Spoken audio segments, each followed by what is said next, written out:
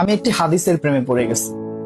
হাদিসটা হচ্ছে ঠিক এমন যে যখন বান্দা একটি ঘরে কান্না শুরু করে এবং তখন আল্লাহর ফেরেশতারা বলে যে আল্লাহ তোমার এই বান্দাটা কি জন্য কষ্ট পাচ্ছে, এবং ফেরেশতারা আল্লাহর কাছে কান্নাকাটি করে বলে যে তার মনের ব্যথাকে তুমি আল্লাহ কমিয়ে দাও। তখন আল্লাহ তাআলা বলেন যে আমার বান্দা এমন কোনো কিছুর মায়া পড়েছিল বা ভালোবেসেছিল যা আমার চাইতে সে বেশি ওই জিনিসটার প্রতি ভালোবেসে ফেলেছিল।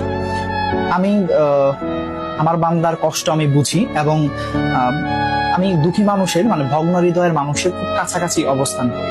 কত দূর? এক হাত দূরে আল্লাহ তাআলা অবস্থান করেন। হ্যাঁ? এবং আরেকটা কথা হচ্ছে ফেরেশতারা তখন বলতে থাকে আল্লাহ তুমি চাইলেই কি সেই বান্দার সেই অভাবগুলো তুমি পূরণ করতে পারো না?